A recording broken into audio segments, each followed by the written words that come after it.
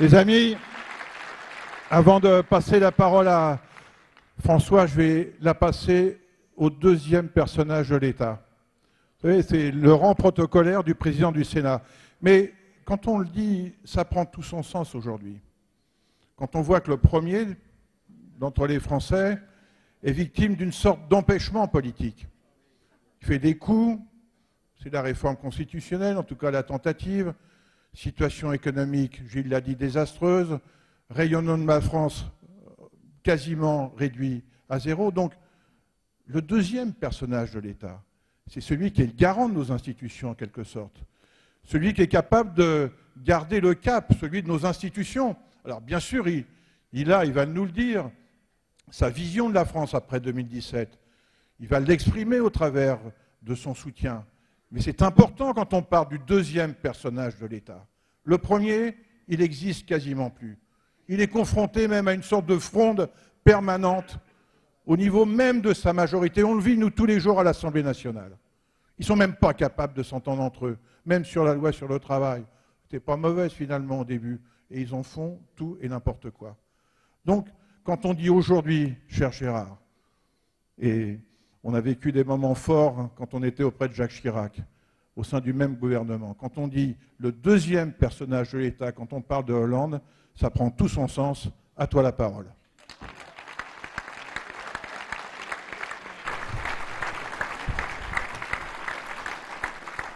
Bien, cher François Fillon, mes chers amis, je pensais que ma place ce matin était vraiment à tes côtés, François.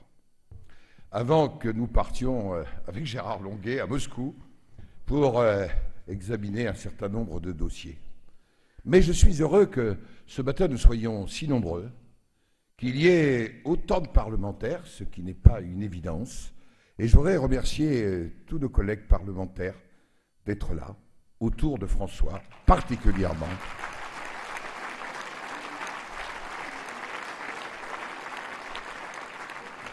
Et avec Didier Robert, je voudrais en citer deux. Et remercier Hilarion Vandegou, le sénateur de l'île des Pins en Nouvelle-Calédonie, qui est là ce matin. Hilarion, qui croit que la France dans le monde a une place particulière et qu'à 18 000 kilomètres d'ici, il incarne dans la diversité des origines, des convictions, cette France vivante, dans cet océan qui n'est pas si lointain parce qu'il porte les couleurs de la France. Je voudrais aussi saluer un sénateur qui représente les Français établis hors de France, comme si tous ces Français, cher Louis Duvernois, eh bien, tous ces Français, ils sont là, les Français d'Amérique, les Français du Moyen-Orient, avec Louis, il pensera particulièrement à ces quelques Français qui ont tenu à Alep, notamment autour de l'hôpital, et au collège et au lycée Charles de Gaulle de Damas.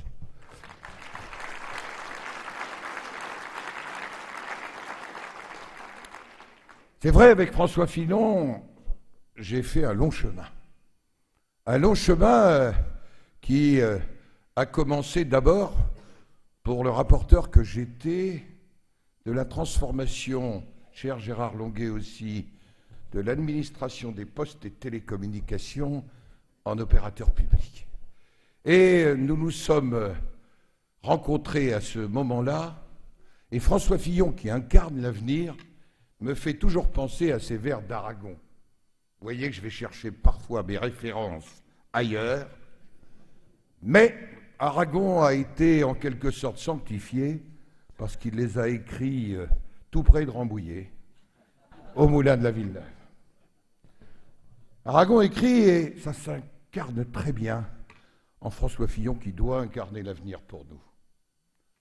Avenir, souvenir, nuance si légère, au feu de ce qui fut, brûle ce qui sera. Et qu'est-ce qu'il fut pour nous? Des références qui ont été partagées. Le gaullisme. Georges Pompidou, dont François tu as parlé si bien, et Sophie Primas, qui était là ce matin, déposait des fleurs sur sa tombe à Orvilliers, parce qu'il repose en terre d'Yvelines, et que Sophie, ce matin, a voulu, au nom de tous les sénateurs des Yvelines, quelle que soit leur sensibilité, prendre ce temps. Et puis, tout le monde l'a évoqué, mais nous l'avons partagé ensemble, Philippe Séguin, avec sa force, ses idées, mais aussi son caractère. Car, pardonnez-moi, l'éternité ne fait jamais oublier le caractère, qui était aussi un moment assez étonnant à vivre. Je voudrais vous dire que François Fillon,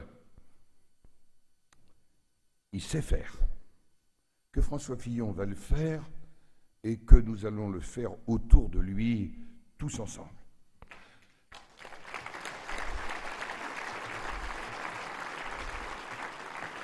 Je voudrais vous dire, parce que la question m'est posée à chaque intervention médiatique, est-ce que vous soutenez toujours François Fillon?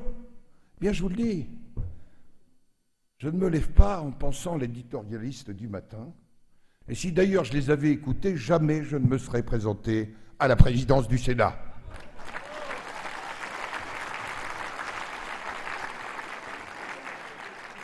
Je suis venu vous parler un peu comme Bernard Accoyer, un peu comme l'exceptionnel président du groupe Les Républicains au Sénat, Bruno Retailleau. Je suis venu vous parler de l'importance dans les institutions de la Ve République de l'élection présidentielle. Nous n'avons pas le droit de ne pas penser d'abord à la France, parce que l'élection présidentielle, c'est la France. Et que la clé de voûte de nos institutions, c'est l'élection présidentielle. Et que donc, pour cette élection présidentielle, nous avons le devoir, après un quinquennat pour rien, qui est le quinquennat de Hollande, un quinquennat qui a fini, j'allais dire, sur un chemin des renoncements, des abandons, un chemin où aussi la seule promesse qu'il avait faite réellement aux Français, il ne l'a pas tenue, celle de l'inversion de la courbe du chômage, sujet majeur pour nos concitoyens.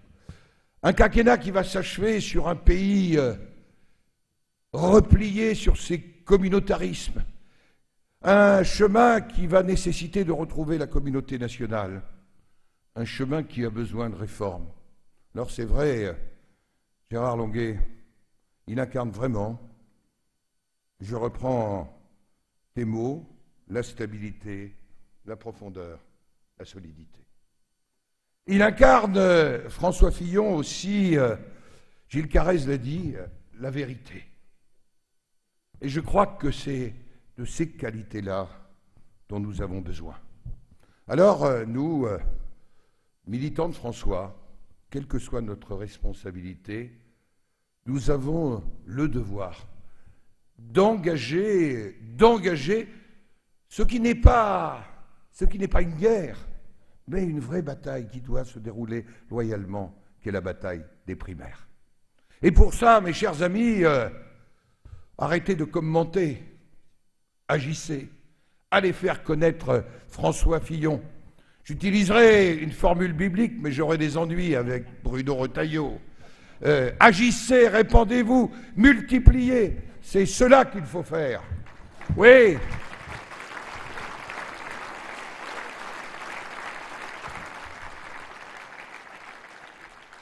Alors, mes chers amis, j'ai accepté une responsabilité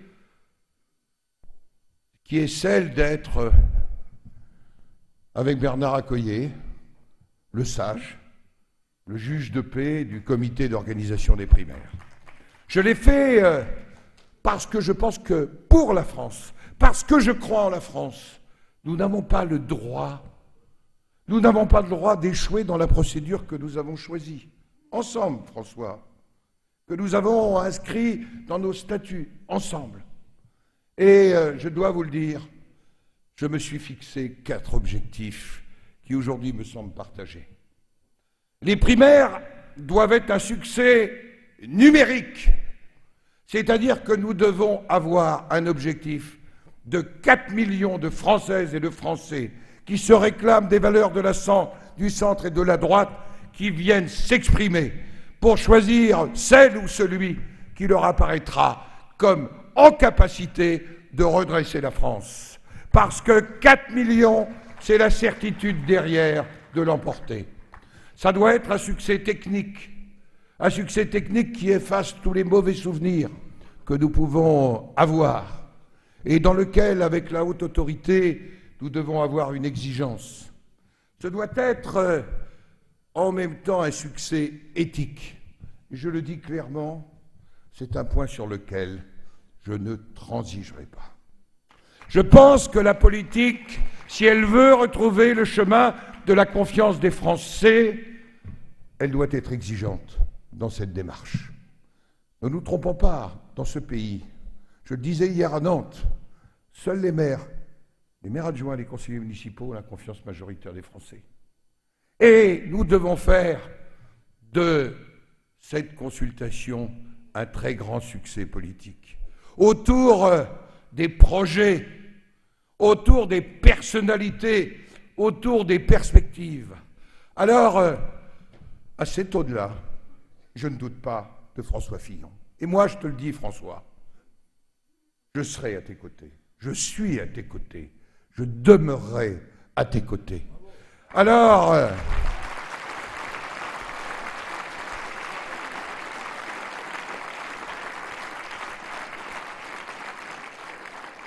tout à l'heure, Caroline Cailleux te citait René Char, pas très loin d'Aragon non plus, celui-là, qui disait impose ton bonheur.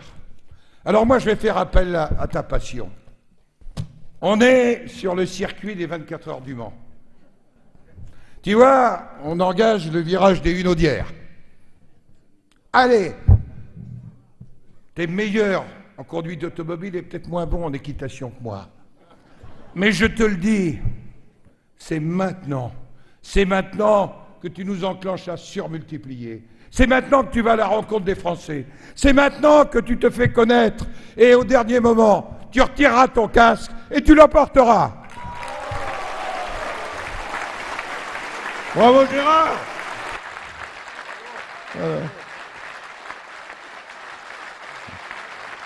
Bravo, merci Gérard. Merci pour ces propos toniques